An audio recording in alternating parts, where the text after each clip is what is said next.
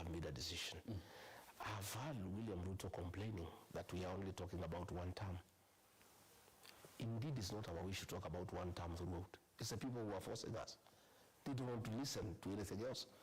The other day I was in Nyandarua. It's called Miharati. People have gone to meet before, and before that they asked me to talk about potatoes, the storage facilities, roads, water, schools. I'm trying to talk about water, about schools, about potatoes. They are not interested. They say, tell us about one term. So I want to tell William Ruto why we are unable to talk about anything else in public meetings is because the people don't want to discuss anything else. They want to discuss one term. They are impatient. They want this guy to go like yesterday because he's the cause of all their problems. People are struggling. SHA is not working. The education system has collapsed. Children are at home. Roads have not been repaired. There is no money in circulation. Bribery is taking place in State House when they can see. They feel stifled. They feel occupied, and they want to be free. So they are talking about one term. So when I came up with this one term slogan, many people ask me, where did you come with this slogan? I was just summarizing what the people are saying. You know, I listen to the people, and God has gifted me with figurative language as a student of literature. I listen to what people of Kenya are saying, and I needed to capture what the people of Kenya are saying and what they want in one word. Because you know, in the figurative language, people don't want too many words in matters communication. People want to describe a difficult situation or a solution in one single word. So I thought about it, and listening to the people of Kenya across the country, the mood in the country, what the people want, then I came up with the slogan of one term. It has spread like bushfire. It is discussed everywhere, in bars, in churches, in matatus, in Uber, in salons, in barbershop.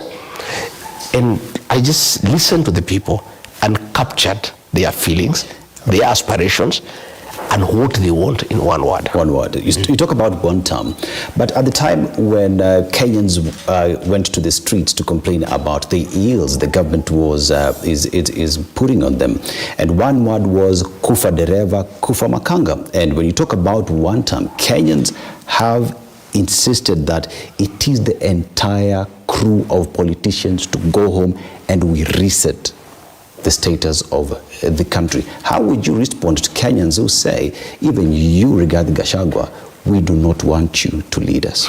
Well, I don't know which Kenyans those are, because when I go to meetings, thousands attend without any mobilization. I don't pay people to attend my meetings like William Ruto does. Today he was in church in Meru. The people who went to church were paid.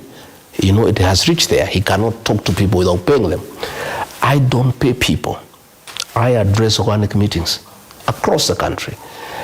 And people, when I turn up wherever I go, they come in thousands. So I don't know which are these Kenyans that have a problem with regarding Gachagua, and they think he's part of the problem. Yes, they considered me to be part of the problem, but along the way, I graduated into part of the solution. And one of the solutions that Kenyans want, that I have taken charge of, is one term. And Kenyans are happy with me because you remember when I went to the United States for 6 weeks and Kenyans were asking for me to come back because the one-term momentum was slowing down. And that is what Kenyans want. So what I did is, I was a part of the problem. When I realized there's a problem, I differed with William Ruto.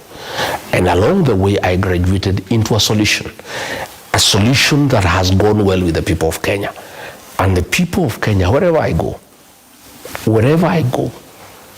I get rousing welcome. I don't pay anybody. My meetings spend nothing other than fuel and batteries for my microphones. I don't spend money. As opposed to my opponent William Ruto, because that is my opponent.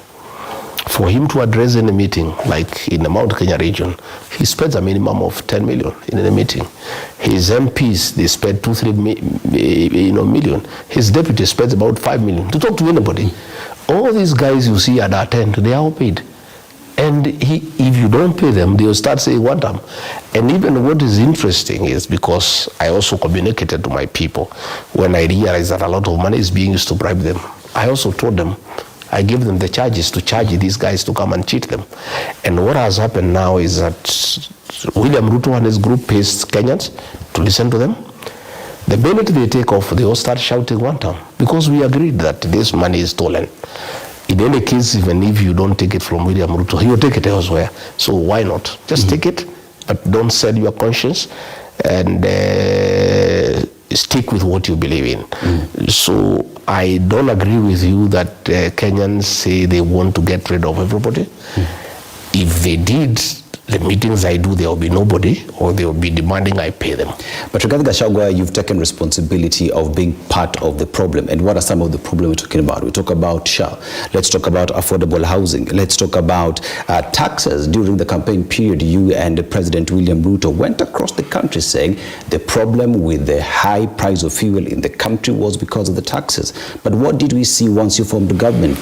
The taxes increased from 8% to 16%, 100% increment. As Kenyans sit here today and listen to you speak, they say you are part of the pain we feel today. We feel not comfortable to have you on board. I'll qualify that.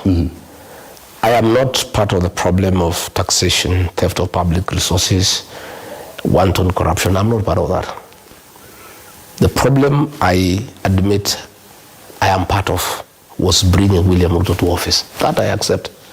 And I have apologized 100 times to the people of Kenya. That I created the mess we are in by assisting William Ruto to be elected president. I accept wholeheartedly to the people of Kenya that I created a problem in Kenya, and I take responsibility. But I've also told the people of Kenya, now that I admit I made a great mistake in creating the problem, the mistake called William Ruto, the greatest lie ever in the history of Kenya. For me to redeem my image, I must play an even greater role in correcting that problem by making sure William Ruto is one term. As to the problems that are in the country, as his deputy, we had no role. William Ruto is a one-man show. He runs the government single-handedly. And you can see, like now, he's doing roadside declarations. Yesterday he was in Vihiga, and somebody there, an MP, complained about fees for IDs. And then he made a declaration there that there will be no more fees without consulting the policy makers, without talking to anybody. That's a mess we are in the country. The other day you saw teachers come to State House for bribes. And then he made a unilateral declaration that 20% of those houses will go to teachers without talking to the minister, without talking to the directors, without talking to the people who made this policy. That's the way this country is run. You know, that is the way this country is run.